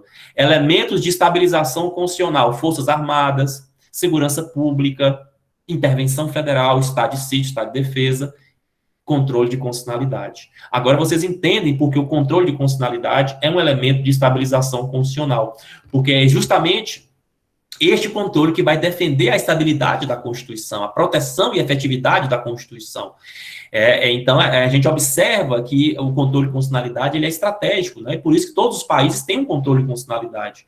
Né? E falando nisso, Claro que vai variando de país para país, né? Existem essas regras aí da americana, austríaca, mas cada país tem suas peculiaridades. Não acho que é só o Brasil que tem esses detalhes, não. Isso é muito comum também em cada país, né? Ter suas características singulares próprias, né? Com relação a fundamentos para ter um controle de constitucionalidade, que está encerrando a aula, eu preciso falar disso. Fundamentos para ter um controle. Primeiro, a existência de uma Constituição, claro, né? O professor, tem que ser escrita? Olha, a Inglaterra é um caso, nós já sabemos, de Constituição não escrita, de uma Constituição que é histórica, que é material, que é flexível, inclusive. É difícil você falar que não existe um controle de constitucionalidade na Inglaterra, porque realmente, quando a gente fala em fundamento, a gente fala em Constituição escrita, Constituição formal, rígida, com supremacia. E a Inglaterra não tem essa Constituição posta, formalizada, essa Constituição rígida, realmente não há esses fundamentos. Mas alguns autores, inclusive, falam, né, como o Adil Amego-Bullos, por exemplo, e eu concordo com ele, que o controle de constitucionalidade não precisa ser esse do processo. Ele pode ser um controle de constitucionalidade feito a partir de costumes, feito de uma maneira mais sociológica. Então, a Inglaterra tem controle de constitucionalidade, muito embora não tenha Constituição escrita, mas ela tem Constituição, claro, é um Estado constitucional. E por ser um Estado constitucional, ela vai ter um controle. Agora, é um controle diferente do resto do mundo. Não tem processos, ações diretas para se proteger o artigo qual da Constituição inglesa, né? Não tem essa possibilidade de objeto e referência, mas existe um controle consuetudinário, costumeiro, um controle que é baseado em tradições e costumes, por exemplo, né?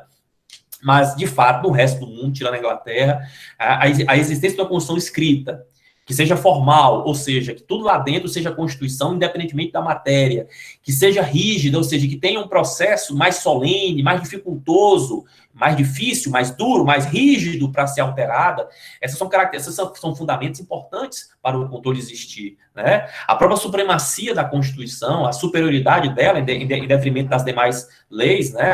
Aquela pirâmide de Kelsen mostra bem isso, né? Estamos diante de uma lei diferente das outras, que está no ápice, no vértice da pirâmide normativa, ou seja, é o fundamento último das outras leis. Então, toda lei para existir precisa de um fundamento de validade. O decreto do governador, ele só vai existir, ou o decreto do presidente, para ficar melhor o exemplo, o decreto do presidente ele só existe porque ele encontra fundamento de validade numa lei federal. E a lei federal só existe porque encontra fundamento de validade na Constituição que está acima. Então, existe esse escalonamento, essa pirâmide, esse ordenamento, essa ordem normativa.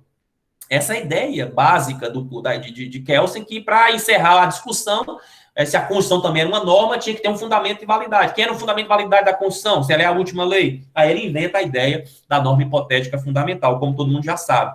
Então, essa ideia de fundamentação de validade, de compatibilidade vertical, ela é necessária.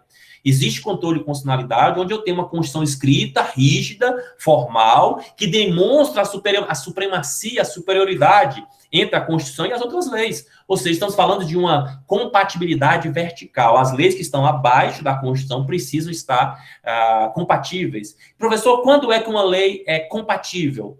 Quando a sua matéria e a sua forma respeitam o que traz a Constituição. A Constituição diz como cada lei deve ser feita. Artigo 59 ao 69. É o universo que trata do chamado processo legislativo brasileiro. Nós não vimos as emendas do artigo 60? Pois é. Então, não só as emendas, medidas provisórias, leis delegadas, enfim, as leis em geral, elas têm um rito, um procedimento, uma formalidade para cumprir. Tem quórum, tem iniciativa reservada. Então, se alguma dessas regras formais for desrespeitada, estamos diante de uma lei, e a lei, o projeto for aprovado mesmo assim, essa lei é inconstitucional. Ah, mas a matéria dela é ótima, é uma matéria que reflete os direitos fundamentais, é uma matéria que fala de meio ambiente equilibrado. Para uma lei ser constitucional, guarde essa informação, ela tem que ser perfeita. Como assim? Tem que ter compatibilidade formal e material, exatamente. Precisa ser tanto material quanto formal. É diferente da recepção. Lembra da recepção? Por que a recepção basta a compatibilidade material? Porque a recepção é de uma lei anterior. E a lei anterior tinha outra Constituição como referência. Assim, não seria justo cobrar do passado perfeição. Porque não tem como a lei de 1974 saber quais eram as regras formais da Constituição de 14 anos depois. Olha como uma coisa é lógica. Ou seja, para as leis anteriores, existe essa questão da recepção.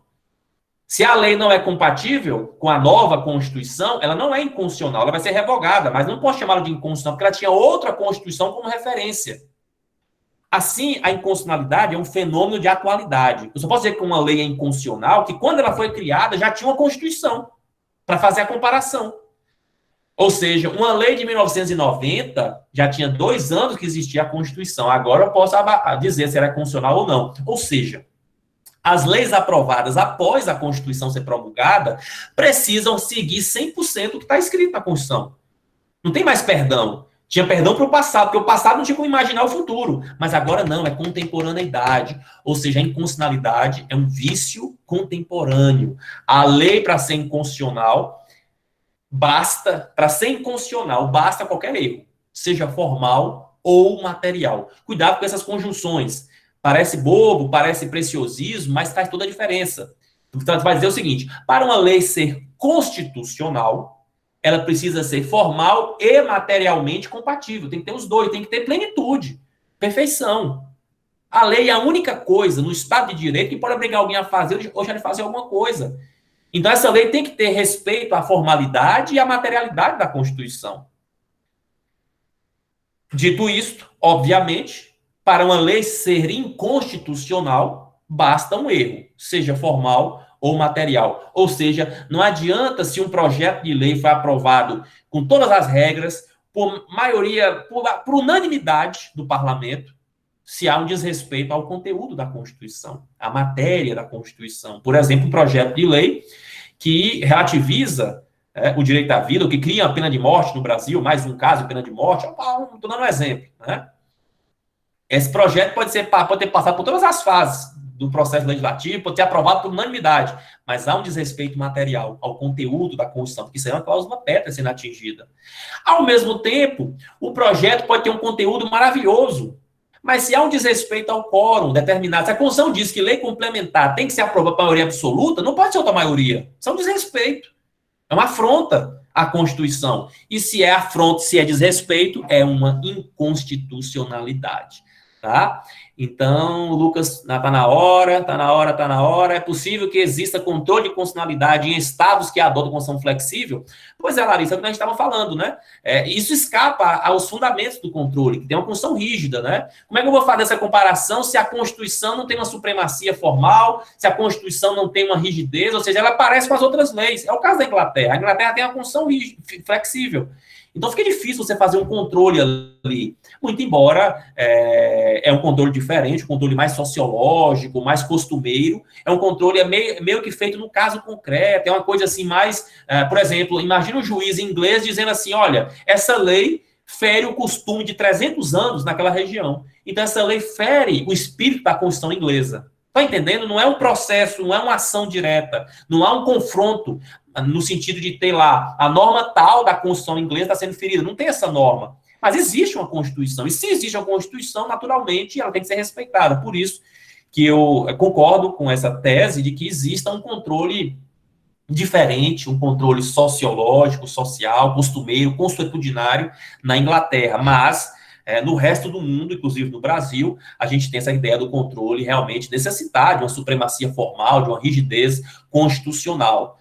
Beleza? Caio pergunta, professor, poderia só repetir qual foi o desrespeito à Constituição do caso do Marbury? Sim, Marbury ter entrado na Suprema Corte baseado numa lei que lhe dava essa competência. Ou seja, de acordo com a Constituição americana, nem Marbury, nem ninguém poderia entrar com esta ação na Suprema Corte, tinha que entrar na Justiça Comum. Né? Não tinha essa competência de resolver casos pessoais assim. A Suprema Corte americana são casos realmente muito, muito emblemáticos e muito gerais. Eles julgam até hoje 100 processos por ano apenas. Mas ele entrou com essa ação. Ele diz assim, sim, mas ele tinha uma lei que dizia que ele podia fazer isso. Pois é justamente esta lei que permitiu a Marbury entrar na Suprema Corte. Marshall entendeu que essa lei não podia fazer isso. Mas fez e contrariou a Constituição. E quando uma lei contraria a Constituição, o que ela é? Inconstitucional. É vício de quê, professor? Qual vício, Gerlândia? E aí tem que encerrar, né, gente? Daqui a pouco tem a prova do pessoal aí, 5 minutos para a gente fazer a prova. E viu, gente? O pessoal que fez a segunda chamada, como já avisei no grupo, daqui a 5 minutos vocês têm a prova aí para para duas questões, né? Alguns têm só uma questão, que acertaram a segunda, mas alguns têm uma só questão, e tem as duas questões, né? Eu coloquei duas questões de marcar para vocês responderem, na aula de hoje, lá no final, tá? Então, deixa eu encerrar aqui para poder liberar o pessoal para fazer a prova. Olha a pergunta do Daniel, Caba Cruel. A medida provisória do presidente feria a autonomia dos estados e municípios em relação às decisões sobre as medidas sanitárias contra o Covid. Com isso, o PDT entrou com ação no STF e a medida foi declarada inconstitucional. Foi isso, professor? Sim, em resumo, foi isso mesmo. Na Inglaterra, a supremacia não era a Constituição, mas sim do parlamento. Exatamente. Ou seja, a Inglaterra tem uma supremacia dada ao parlamento, você é a voz do povo, representante do povo. Então, o parlamento, fica difícil existir um controle no lugar desse, né?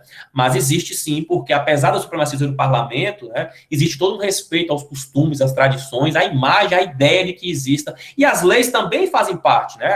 A ideia de Constituição na Inglaterra não é só tradições, não. Nenhuma Constituição se sustentaria com tradições.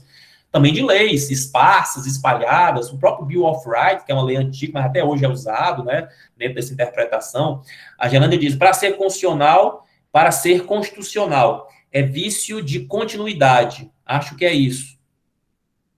Vamos lá, deixa eu entender aqui a pergunta dela. É vício de quê, professor? Para ser constitucional. Para ser constitucional, tem que respeitar formal e materialmente a Constituição. Tem que ser uma lei perfeita, do ponto de vista formal e material. É um vício de continuidade. Acho que é isso. Eu não consegui captar ainda a mensagem do vício. Você se refere a qual vício? O vício formal, o vício material, o vício orgânico, tem vários tipos de vício, né? A gente vai ter uma aula só sobre inconstitucionalidade, eu explico melhor os tipos de inconstitucionalidade que a gente tem admissíveis aqui no Brasil: inconstitucionalidade por ação, por omissão, inconstitucionalidade formal, material, inconstitucionalidade originária, superveniente, né? Tudo bem, é que você falou em vício e não ouvi bem, mas depois repito a aula, obrigada. Acho que estava falando de vício formal, não me lembro em que contexto, eu falei de vício formal, vício material, fica difícil lembrar. Mas qualquer coisa você rever aí, se tiver dúvida, me pergunta no privado, sem problema algum. Tá bom, pessoal? Pois é isso, obrigado pela atenção, desculpa aí o avançado da hora, são 11h28, né? Então, vou encerrar aqui a gravação. Estou vendo que todo mundo esteve presente, eu não vou fazer chamada final não, tá bom? E desejo boa sorte para todos vocês que vão fazer aí, acho que são 6 ou 7, vão fazer essa segunda chamada, essa terceira chamada dessas duas questões que estão já aí no Moodle, tá bom, gente? Então é isso, quinta-feira a gente retorna falando mais sobre controle de constitucionalidade. Valeu, Maurílio, valeu, Raquel, valeu, Daniel, valeu, Gerlândia, valeu todo mundo. Um abraço, gente, até mais.